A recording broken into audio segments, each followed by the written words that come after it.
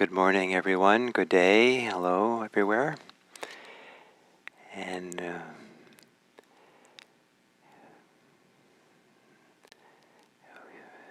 I offer you my warm welcome, and I feel very warm sitting here with you again after being away for a week, and happy to be back. So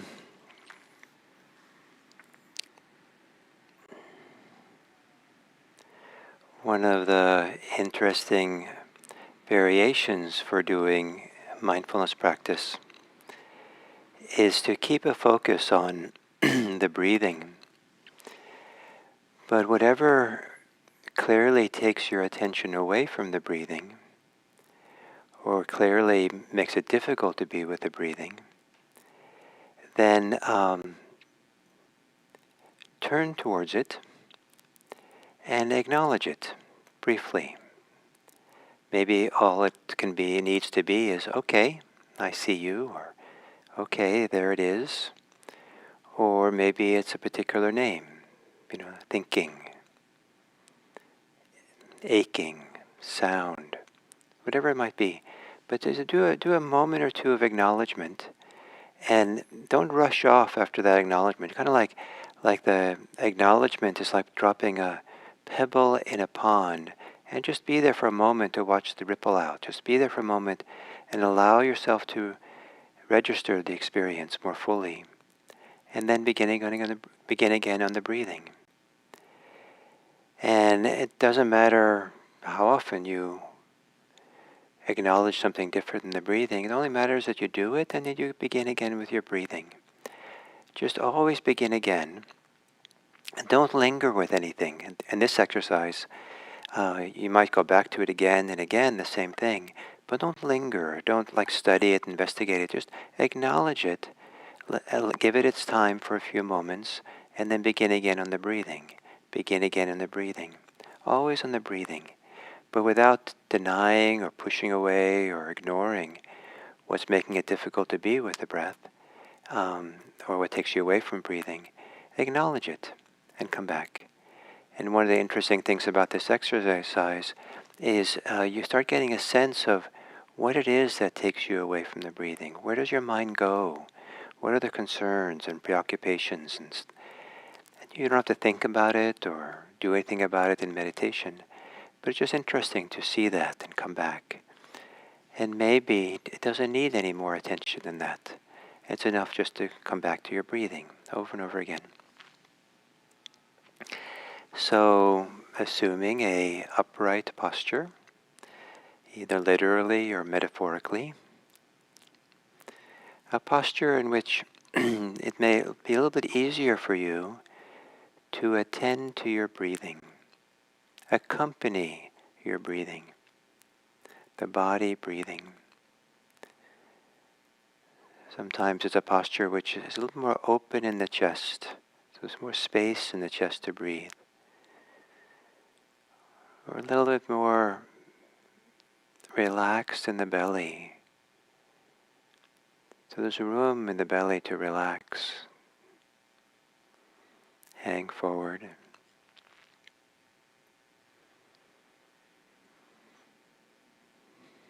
And then lowering your gaze about 45 degrees to the floor. Not looking at anything in particular. And when you're ready, you can close your eyes.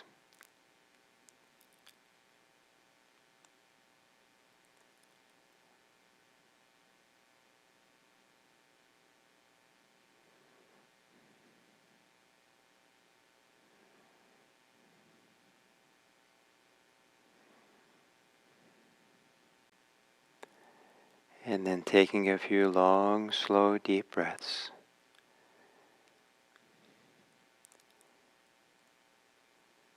Breathing in and breathing out.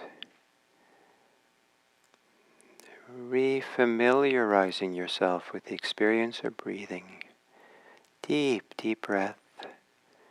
Long exhale. Here, now.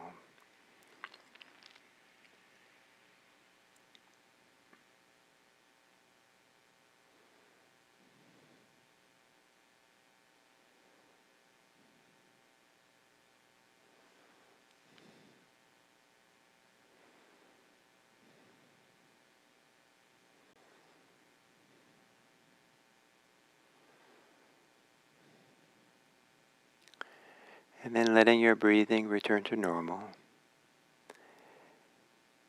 And on the exhale, relax more. On the exhale, relax the muscles of the face.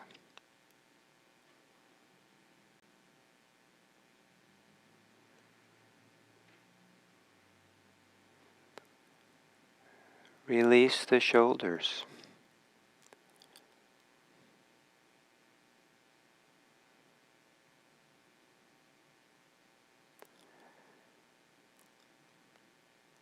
And soften the belly.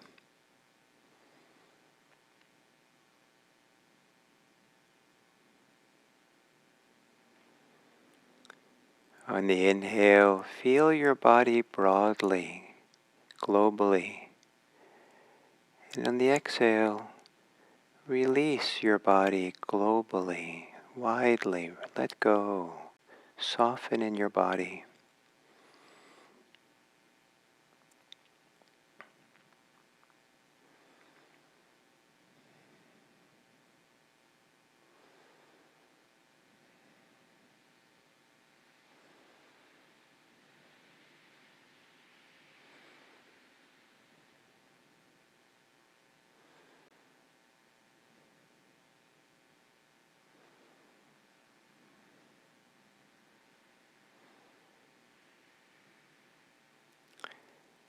And then settling in to the body's experience of breathing.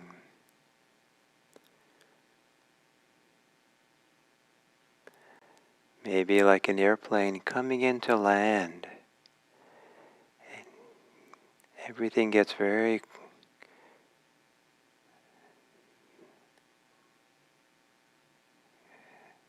still and focused and quiet. Coming into land in your breathing.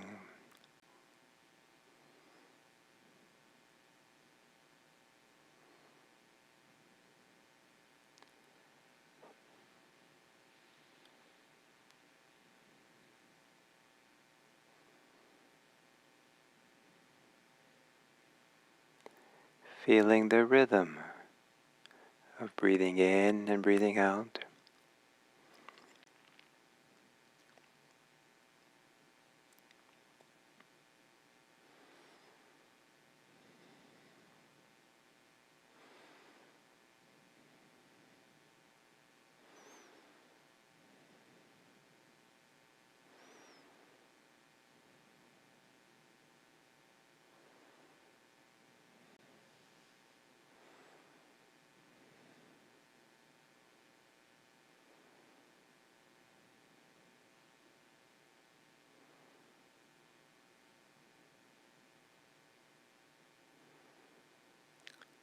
And letting breathing be the center of your world.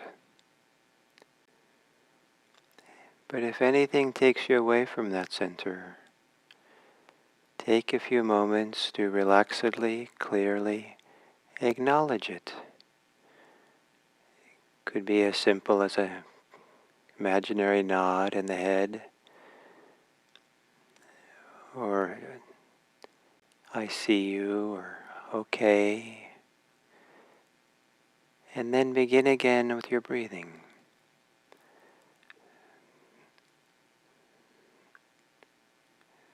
No need to linger with anything that takes you away from the breathing. Just acknowledge it, register it, and begin again with your breathing, relaxing into your breathing.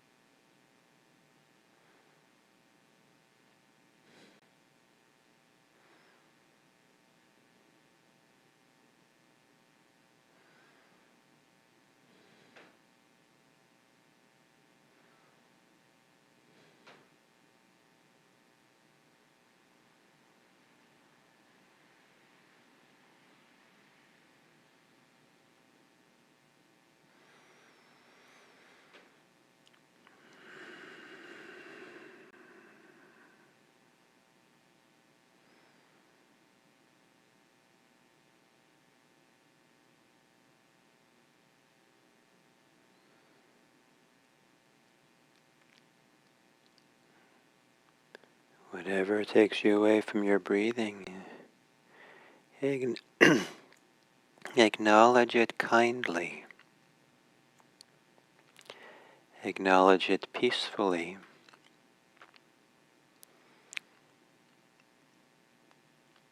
Even if it's a surprising new thing, receive it peacefully.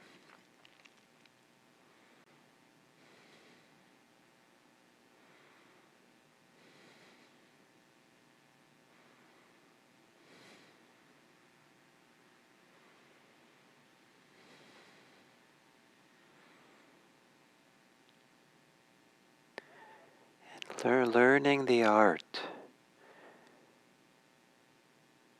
of turning the attention to what is happening so that it's a peaceful meeting between our awareness and what's happening.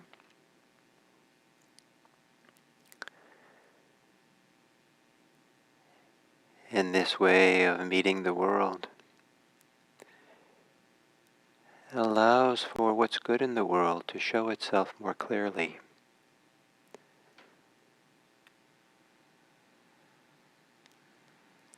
And may it be that this meditation practice supports us to see what is good in the world, what is good in others. And may we value it and appreciate it.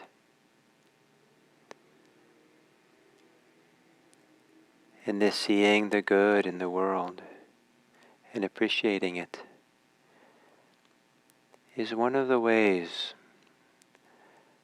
of living for the welfare and happiness of others. When what is good is appreciated, it has a chance to grow. It's not ignored.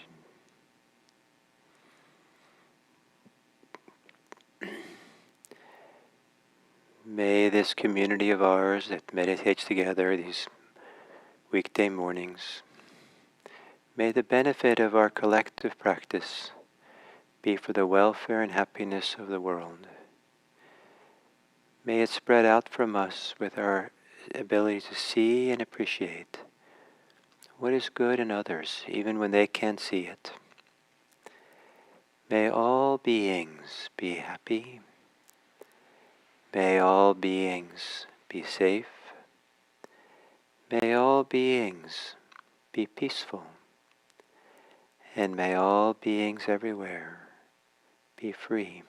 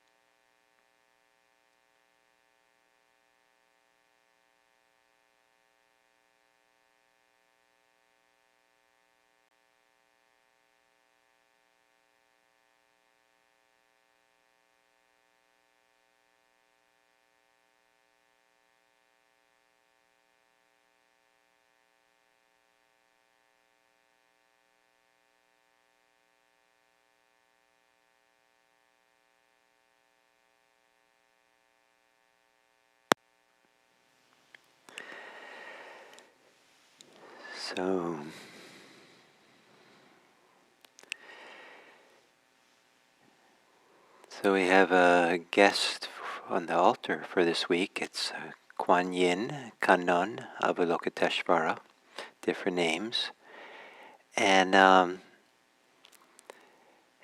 left it there yesterday morning for the Sunday morning talk because I wanted to give a talk for the new year, the coming new year. And so I gave a talk. I called it, they're calling this the Year of Care. And so I talked about care and compassion. So I wanted Kuan Yin to be there. And now she's there. So I left her there. And I thought of giving the same talk, spread it out over 5 days these mornings, but this morning I woke up with a different idea. So it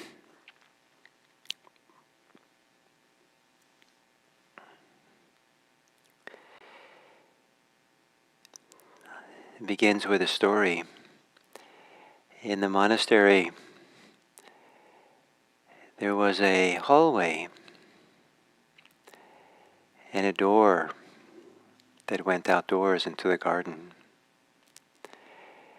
And but there were all kinds of other places that offshoots, other passageways that went off from that hallway. But when you went straight down the hallway, you came to the door, big wooden door. But it was a kind of a special door, maybe a magical door. And the only way to visit this special garden was to go through that door. And many of the monks and nuns, the monastics, wanted to see this garden. They'd heard rumors about how wonderful it was and peaceful it was. And they really wanted to see it. And some of them were depressed or angry or upset somehow, disturbed, and they wanted to go someplace away from everyone where they could be safe, and that's what they really wanted to do. And some just wanted to see beauty, and some wanted to get away from the work in the monastery. And many of the monastics stood in front of that door, tried to open it, and it wouldn't open. It wouldn't open. And this door only opened under very particular circumstance. For the monastics to discover, well, how to open this door, and because they really wanted to go to see this garden, or they wanted to get away from what they were doing. And how do you open this door? And because the door didn't open, some of them ended up going down the side hallways and into the labyrinth of the different places in the large monastery. And some of them forgot about the door, or it took a long time before they came back to that door. But every once in a while, some people would stand in front of the door long enough that they would, and try all the different things to open the door, that they would just stand there and not have any more wish for the door to open. Stand there without any desire. And when that happened, then the door opens. The door only opens for people who have no craving, no clinging, who are not caught in the grip of desire. Then the door opens. So this little story is, represents a huge possibility for us. That door that's always standing in front of us, ready to be opened when we meet reality without projecting and asserting our desires, our craving. The strongest desire that Buddhism talks about is craving. And craving is a desire which has the better of us. Kind of, it directs us. It's compulsive, and we can't put it down easily. Some desires are a dime a dozen. They come easily and easily let go of. There's no big deal. But the cravings are the ones that we can't put down. They kind of a force within us, like, I have to have this. And as long as that force is there, there's a door that won't open. Door to reality, door to our heart, door to our minds. There's a door that won't open. Then only opens when we put down our craving, when we stop desiring, for a few moments at least. Now it's a hard thing to do because desires are, some people identify with desires. I desire, therefore I am. Desire is me. If I have a desire, it's my desire, it's part of me, it's an important part of me, and to deny my desires is to deny myself in some way. And of course there's some truth to that. Not all desires are a problem. But the desires of craving, the desires that are compulsive, the desires that take the better of us, those are the desires Buddhism we're learning to address. And And when we identify them strongly, and we follow them and go into them, and try to understand our life through them, sometimes it's the metaphor for it is that of a ball, of a big tangled ball of string.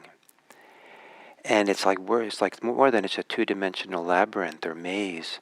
It's a three-dimensional maze, labyrinth that, it's very hard to find your way out. Once you go into the world of desires and wants and not wants and cravings and aversions, and try to understand and find your way and navigate and understand it and find the right one. And it's kind of like can be a labyrinth you never come out of, all these side hallways and trips you take for a long time.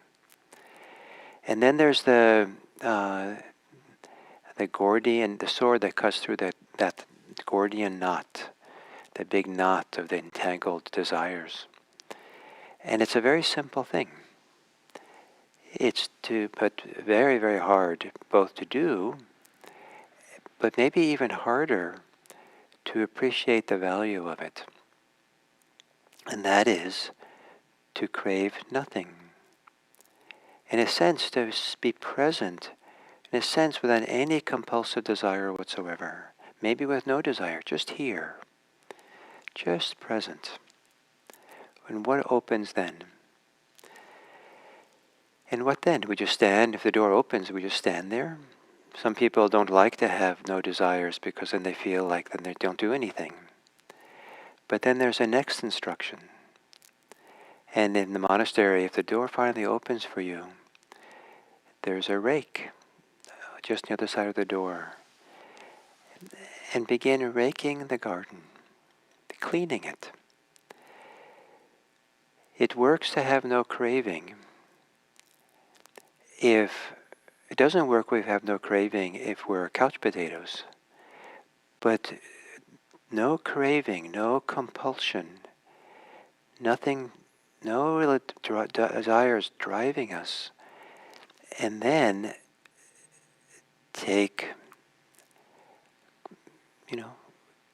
start raking. Sweep the kitchen floor. When's the last time you cleaned the shower? Clean the refrigerator.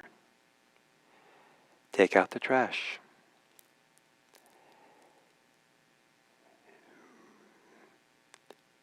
Go say hello to the neighbors. Call a friend. Start doing the simple things of life, but the ones that are kind of in front of you and obvious. But don't do nothing. Have no craving and start caring for this world in the simplest possible ways. And then that grows and develops and can become the whole world. The danger, the challenge is how to engage with the raking, the caring for the world, without then succumbing back into the world of craving, into the world of desire. And one of the ways to do that, to avoid that, is to meditate every day, to find a way to be present that allows you to put down the burdens of desire, the weight of craving and aversion and the force, the contraction.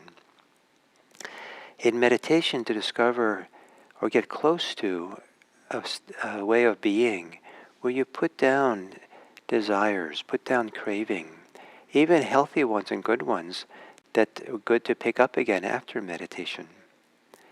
But to kind of come to a kind of place of diminished, quiet, calm, diminished desires, and have that as a reference point, then to understand what are the healthy desires to act on when we come out. If we come out of the door, if we stand in front of the door and we have no desires, and we just stand there, very quickly that becomes a desire. It's a natural thing. Follow the natural pull into the garden. The rake is there, starts raking the leaves. When I was a Zen monk, there's a very formal way of eating in the meditation hall. And we have these three bowls. They're nestled inside each other. One is, so the big one, middle one, and small one. And usually the rice would go in the big one, the soup would go in the middle one, and some salad or vegetables go in the small one. And I thought, well, I'll just eat the most efficient way there is. I don't have any desires for anything.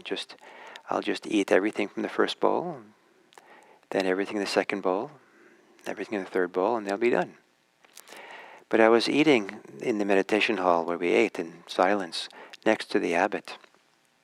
And at some point he saw what I was doing, and he told me, Gil, just eat naturally. And then I noticed that if I kind of stopped my kind of drive to eat efficiently, simply because I was not supposed to have any desires, I noticed that I would take a few bites of the rice, I'd put it down, I would naturally pick up the soup and have those, put it down. I'd go back and forth and kind of, and there was almost as if there was no desire. It was just kind of this natural thing to do, to go through and eat from different bowls at different times.